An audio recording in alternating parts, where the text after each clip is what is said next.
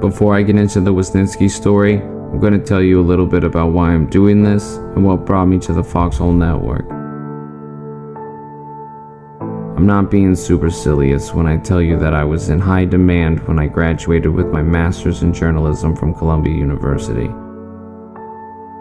I wrote my thesis piece on the corruption and abuses found in the foster care system, and it was picked up by major publications all over the country.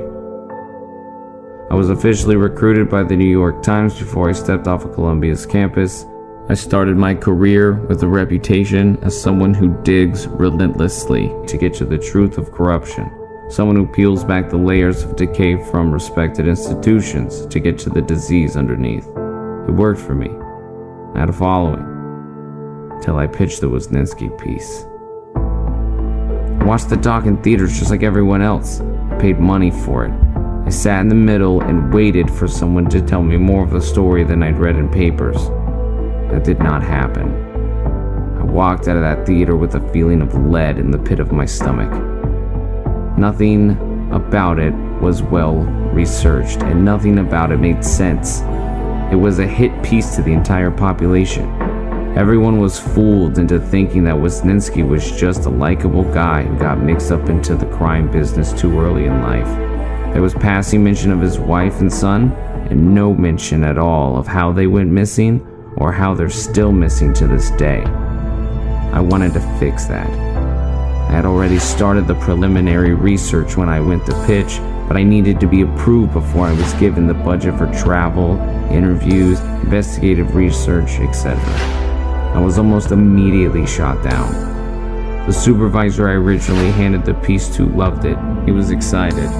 He took it to his superior and was told that the project would be scrapped immediately. I was to destroy any and all research I had regarding the Wesninskis, and I was to immediately cease any commenting about Edgar Allan Productions and the documentary. I'm not saying this had anything to do with the very well-dressed Japanese man I saw coming out of the CEO's office, but I'm not saying it didn't. Here's what I do know. After I pushed for the story, after I threatened to put it out on my own, I was fired from the Boston Globe. Couldn't get a job at any other publication. I went from being a well-known and respected investigative journalist to pariah. I was blacklisted in the publishing world, discredited. All because I wanted to expose something that someone out there doesn't want exposed. All because this directly involves a family that has more money and more reach than God. That's what brings me here to the Foxhole Network. When Renee suggested a podcast, I originally scoffed at the idea, as I'm known to do. I'm not in entertainment. I'm not fit to host anything. I'm a journalist, and I write. But here's the thing. This is the best platform for me to be able to use my voice and have it be heard.